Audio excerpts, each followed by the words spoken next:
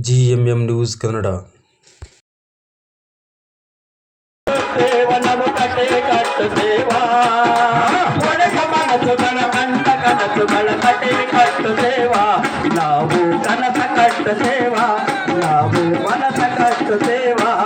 ಸಂವಿಧಾನ ಬರುವುದಕ್ಕಿಂತ ಮುಂಚೆ ಈ ದೇಶದಲ್ಲಿ ಮಹಿಳೆಯರ ಸ್ಥಿತಿಗತಿಗಳು ಏನಿತ್ತು ಅಂತಕ್ಕಂಥದ್ದು ನಮಗೆ ಬಹಳ ಮುಖ್ಯ. ನಾನು ಹೋಗಿರ್ತಕ್ಕಂಥ ಎಲ್ಲಾ ಪಂಚಾಯಿತಿಗಳಲ್ಲೂ ಕೂಡ ಅಲ್ಲಿ ಅಧ್ಯಕ್ಷರಾಗಿರ್ತಕ್ಕಂಥದ್ದು ನಮ್ಮ ಮಹಿಳೆಯರೇ, ಉಪಾಧ್ಯಕ್ಷರುಗಳು ಸದಸ್ಯರುಗಳು ಜಾಸ್ತಿ ಸಂಖ್ಯೆಯಲ್ಲಿ ಇದ್ದಿದ್ದನ್ನು ಕೂಡ ನಮ್ಮ ಮಹಿಳೆಯರೇ. ಸಂವಿಧಾನ ಬರೋದಕ್ಕಿಂತ ಮುಂಚೆ ಮಹಿಳೆಯರು ಈ ತರ ಚುನಾಯಿತ ಪ್ರತಿನಿಧಿಗಳು ಆಗ್ಬೋದಾಗಿತ್ತಾ, ವಿದ್ಯೆ ಪಡೆಯಬಹುದಾಗಿತ್ತಾ, ಸರ್ಕಾರಿ ನೌಕರಿಯನ್ನ ಪಡೆಯಬಹುದಾಗಿತ್ತಾ, ಒಳ್ಳೆ ಬಟ್ಟೆಯನ್ನ ಧರಿಸಿ ನಾಗರಿಕ ಸಮಾಜದಲ್ಲಿ ಸ್ವಾತಂತ್ರ್ಯವಾಗಿ ಹೋರಾಡಲಿಕ್ಕೆ ಸಾಧ್ಯವಾಗಿತ್ತಾ ಅಂತಕ್ಕಂಥದ್ದನ್ನ ನೀವು ಪ್ರಶ್ನೆ ಮಾಡಿಕೊಂಡ್ರೆ ಇವ್ಯಾವುದು ಸಾಧ್ಯವಿರಲಿಲ್ಲ. ಇದ್ಯಾವುದು ಸಾಧ್ಯ ಇರಲಿಲ್ಲ. 1952ರಲ್ಲಿ ಈ ದೇಶದ ಪ್ರಥಮ ಕಾನೂನು ಮಂತ್ರಿಯಾಗಿ ಡಾಕ್ಟರ್ BR ಅಂಬೇಡ್ಕರ್ ಅವರು ಈ ದೇಶದ ಮಹಿಳೆಯರ ಸಾಮಾಜಿಕ ಶೋಚನೀಯ ಸ್ಥಿತಿಗತಿಗಳನ್ನ ಮನಗಂಡು, ಇಲ್ಲ ನಾನೊಬ್ಬ ಕಾನೂನು ಮಂತ್ರಿಯಾಗಿ ಈ ದೇಶದಲ್ಲಿರ್ತಕ್ಕಂಥ ಮಹಿಳೆಯರಿಗೆ ಎಲ್ಲಾ ರೀತಿಯ ಸಮಾನವಾದ ಅವಕಾಶಗಳನ್ನ ಕಲ್ಪಿಸಿಕೊಳ್ಬೇಕು, ಆ ನಿಟ್ಟಿನಲ್ಲಿ ಒಂದು ಕಾನೂನನ್ನ ನಾನು ತಗೊಂಡು ಬರಬೇಕು ಅಂತ ಹೇಳ್ಬಿಟ್ಟು ಹಿಂದೂ ಕೋಡಿಫಿಕೇಶನ್ ಬಿಲ್ ಅನ್ನ ತಯಾರು ಮಾಡಿಕೊಂಡು ಪಾರ್ಲಿಮೆಂಟ್ ನಲ್ಲಿ ಮಂಡಿಸೋದಕ್ಕೆ ಬರ್ತಾರೆ. ಬರೀ SC/ST ಮಹಿಳೆಯರಿಗಲ್ಲ, ಈ ದೇಶದಲ್ಲಿರ್ತಕ್ಕಂತಹ ಎಲ್ಲಾ ಮಹಿಳೆಯರಿಗೂ, ಬ್ರಾಹ್ಮಣರಿರ್ಬೋದು, ಲಿಂಗಾಯತರಿರ್ಬೋದು, ಮುಸ್ಲಿಮರಿರ್ಬೋದು, ಶೂದ್ರರಿರ್ಬೋದು, ಕ್ಷತ್ರಿಯರಿರ್ಬೋದು, ವೈಶ್ಯರಿರ್ಬೋದು, ಎಲ್ಲಾ ಮಹಿಳೆಯರಿಗೂ ಕೂಡ ಸಮಾನವಾದ ಸ್ಥಾನಮಾನಗಳು, ಅವಕಾಶಗಳನ್ನ ಕೊಡಿಸಬೇಕು ಅಂತ ಹೇಳ್ಬಿಟ್ಟು ಹಿಂದೂ ಕೋಡಿಫಿಕೇಶನ್ ಬಿಲ್ ಅನ್ನ ಸಂಸತ್ನಲ್ಲಿ ಮಂಡಿಸಲಿಕ್ಕೆ ಹೋದಾಗ ಈ ದೇಶದ ಪುರುಷ ಪ್ರಧಾನ ವ್ಯವಸ್ಥೆ, ಈ ದೇಶದ ಪುರುಷ ಸಂಸದರು, ಆವತ್ತಿನ ಪಾರ್ಲಿಮೆಂಟ್ ನಲ್ಲಿದ್ದ ಸಂಸದರು ಏನಪ್ಪಾ ಈ ಅಂಬೇಡ್ಕರ್ಗೆ ಬುದ್ಧಿ ಇದೆಯಾ, ಮಹಿಳೆಯರಿಗೆ ಶಿಕ್ಷಣ ಕೊಡಿಸಿದ್ರೆ,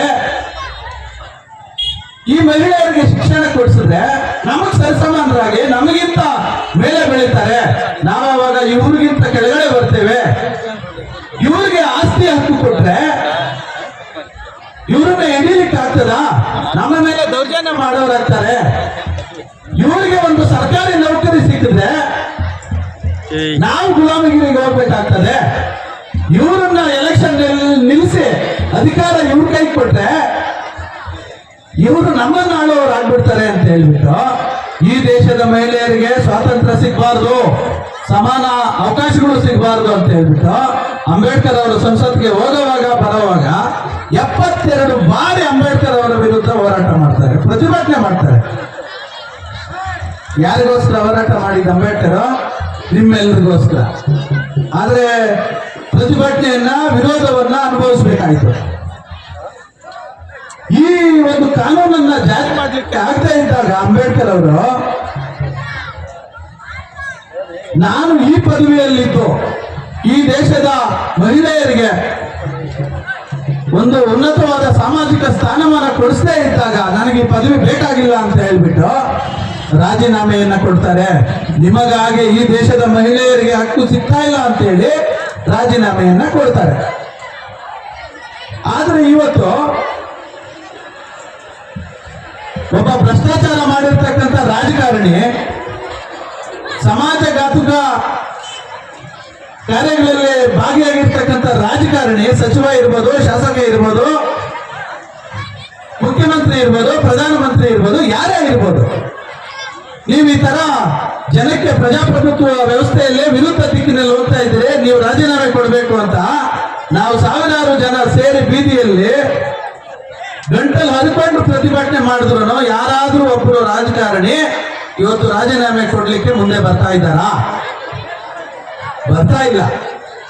ಆದ್ರೆ ಅಂಬೇಡ್ಕರ್ ಒಂದು ಭ್ರಷ್ಟಾಚಾರ ಮಾಡಲಿಲ್ಲ, ಒಂದು ಸಮಾಜಘಾತುಕ ಪ್ರಕ್ರಿಯೆಯಲ್ಲಿ ತೊಡಕೊಳ್ಳಿಲ್ಲ. ಪ್ರಜಾಪ್ರಭುತ್ವ ವ್ಯವಸ್ಥೆಯಲ್ಲಿ ಪ್ರಜಾಪ್ರಭುತ್ವಕ್ಕೆ ಮಾರಕವಾದ ಯಾವುದೇ ಕೃತ್ಯದಲ್ಲಿ ತೊಡಗಲಿಲ್ಲ. ಆದರೂ ಕೂಡ ಮಹಿಳೆಯರಿಗೆ ಹಕ್ಕುಗಳು ಸಿಗ್ತಾ ಇಲ್ಲ, ನನ್ನ ಈ ಪದವಿಗೆ ನಾನು ನ್ಯಾಯ ದೊರಕಿಕೊಡ್ಲಿಕ್ಕೆ ಆಗ್ತಾ ಇಲ್ಲ ಅಂತ ಒಂದೇ ಒಂದು ಕಾರಣಕ್ಕೆ ರಾಜೀನಾಮೆಯನ್ನ ಕೊಟ್ರಲ್ವಾ. ಇದಕ್ಕೆ ಈ ದೇಶದ ಮಹಿಳೆಯರು ಸಲ್ಲಿಸಬೇಕಾಗಿರ್ತಕ್ಕಂತಹ ಕೃತಜ್ಞತೆ ಏನಿದೆ?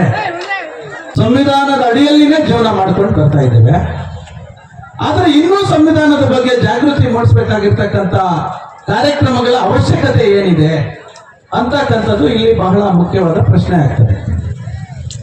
ಯಾಕಪ್ಪ ಅಂತಂದ್ರೆ ಇವತ್ತು ಈ ದೇಶದಲ್ಲಿ ನಮ್ಮೆಲ್ಲರನ್ನ ಆಳ್ತಾ ಇರ್ತಕ್ಕಂಥ ಯಾವುದೇ ಸರ್ಕಾರಗಳು ಸಂವಿಧಾನಬದ್ಧವಾಗಿ ನಮಗೆ ಸಿಗಬೇಕಾಗಿರ್ತಕ್ಕಂಥ ಸವಲತ್ತುಗಳನ್ನ ನೀಡದೆ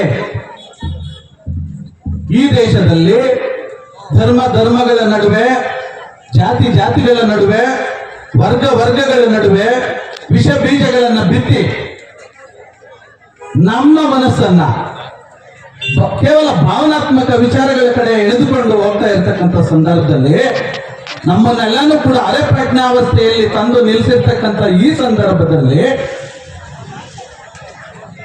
ಓ ನನ್ನ ದೇಶದ ಪ್ರಜೆಗಳೇ, ಓ ನನ್ನ ರಾಜ್ಯದ ಪ್ರಜೆಗಳೇ, ನೀವೆಲ್ಲರೂ ಕೂಡ ಅರೆ ಪ್ರಜ್ಞಾವಸ್ಥೆಯಲ್ಲಿದ್ದೀರಾ.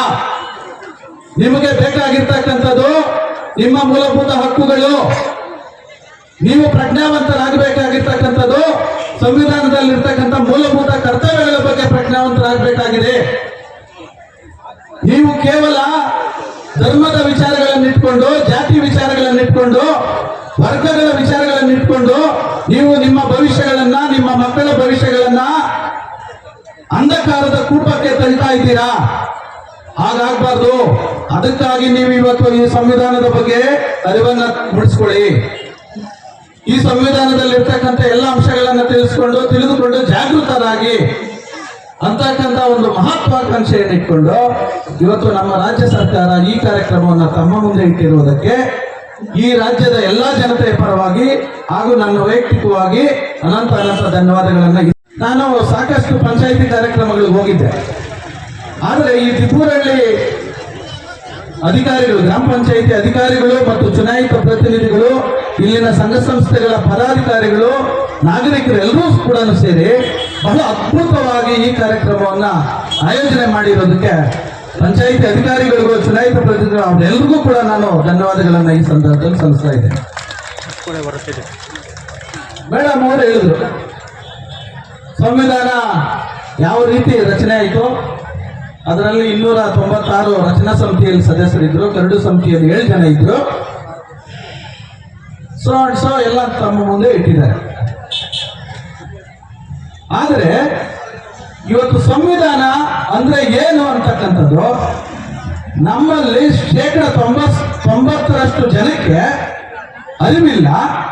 ಒಂದು ವೇಳೆ ಅರಿವಿದ್ರೆ ಅವರ ಭಾವನೆ ಯಾವ ರೀತಿ ಇದೆ ಅಂತಂದ್ರೆ, ಸಂವಿಧಾನ ಅಂತಂದ್ರೆ ರಿಸರ್ವೇಶನ್. ಆ ರಿಸರ್ವೇಶನ್ ಬರೀ SC/ST ಕೊಟ್ಟಿರ್ತಕ್ಕಂಥದ್ದು. ಸಂವಿಧಾನವನ್ನ ಬರೆದಿರ್ತಕ್ಕಂಥವರು SC/ST ಜನಾಂಗಕ್ಕೆ ಸೇರಿದಿರ್ತಕ್ಕಂಥ ಅಂಬೇಡ್ಕರ್ ಅವರು. ಅವರು SC/ST ಜನಾಂಗಕ್ಕೆ ಮಾತ್ರ ಸೀಮಿತ ಅಂತಕ್ಕಂಥ ಭಾವನೆ ನಮ್ಮಲ್ಲಿ ಮೂಡಿರ್ತಕ್ಕಂಥದ್ದು. ಇದು ಹೌದೋ ಅಲ್ವೋ ನಾವು ಪ್ರಶ್ನೆ ಮಾಡ್ಕೋಬೇಕು. ಹಾಗಾದ್ರೆ ಸಂವಿಧಾನ ಬರೀ SC/STಗಳಿಗೆ ಸೀಮಿತವಾಗಿದೆಯಾ? ಅಂಬೇಡ್ಕರ್ ಬರೀ SC/STಗಳಿಗೆ ಮಾತ್ರ ಈ ಸಂವಿಧಾನ ಬರೆದಿದ್ದಾರೆ ಅಂತಕ್ಕಂಥದ್ದನ್ನ ನಾವು ಸಂವಿಧಾನವನ್ನು ಓದುವುದರ ಮೂಲಕ ಅಥವಾ ಅದನ್ನು ತಿಳ್ಕೊಳ್ಳೋದ್ರ ಮೂಲಕ ಮನಗಾಣಬೇಕಾಗಿದೆ. ಬಂಧುಗಳೇ, ಸಂವಿಧಾನ ಈ ದೇಶದ ಕಾನೂನು ಅಂತ ಹೇಳಿದ್ರು ಮೇಡಮ್ ಅವರು. ಸಂವಿಧಾನ ಈ ದೇಶದ ಪರಮೋನ್ನತ ಕಾನೂನು. ಒಂದು ವ್ಯವಸ್ಥಿತ ರಾಷ್ಟ್ರವನ್ನು ಆಳ್ವಿಕೆ ನಡೆಸಬೇಕಾದ್ರೆ ಸಂವಿಧಾನ ಬೇಕು ಅಂತ ಹೇಳಿದ್ರು.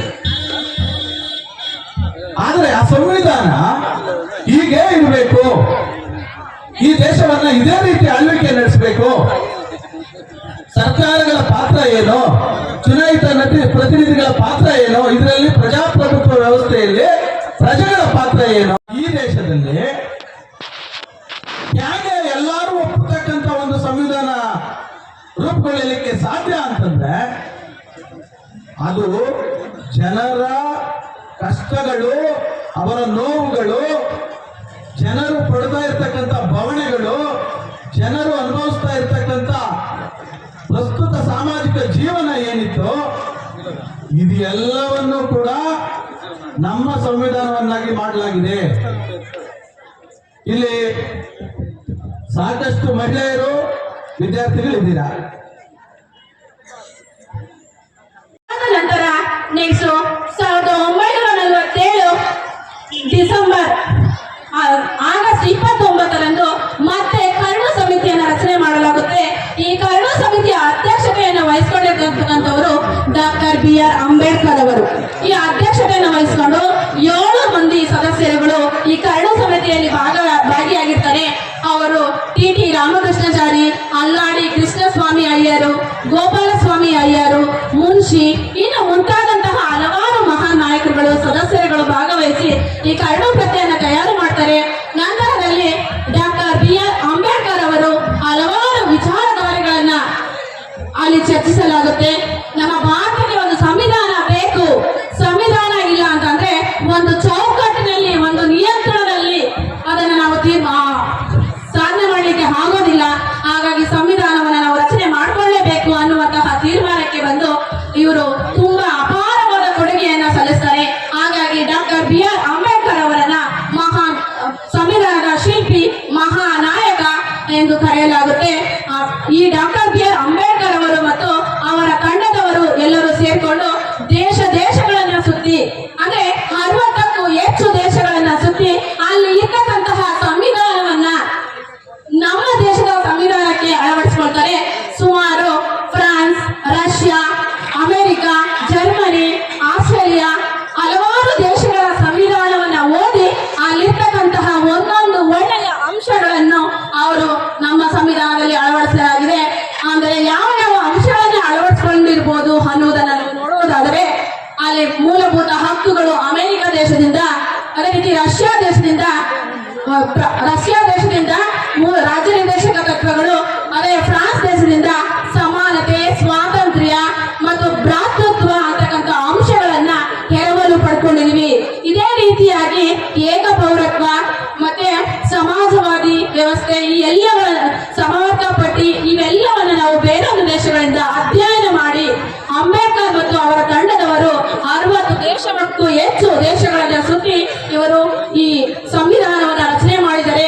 ಹಾಗಾದ್ರೆ ಈ ಸಂವಿಧಾನದ ರಚನೆ ಹಿಂದೆ ಹಲವಾರು ಪರಿಶ್ರಮವನ್ನ ಪಟ್ಟಿದ್ದಾರೆ. ಹಾಗಾಗಿ ನಮ್ಮ ಸಂವಿಧಾನ ಅತ್ಯಂತ ಶ್ರೇಷ್ಠವಾದಂಥದ್ದು. ನಮ್ಮ ಸಂವಿಧಾನವನ್ನ ರಚನೆ ಮಾಡಬೇಕಾದ್ರೆ 2 ವರ್ಷ 11 ತಿಂಗಳು 18 ದಿನಗಳು ಟೈಮ್ ತಗೊಂಡ್ರು. ಮತ್ತೆ ನಮ್ಮ ಸಂವಿಧಾನವನ್ನ ರಚನೆ ಮಾಡೋದಕ್ಕೆ 64 ಲಕ್ಷ ರೂಪಾಯಿಗಳನ್ನ ಖರ್ಚು ಮಾಡಲಾಗಿದೆ. ಅದೇ ರೀತಿ ನಮ್ಮ ಭಾರತ ಸಂವಿಧಾನವು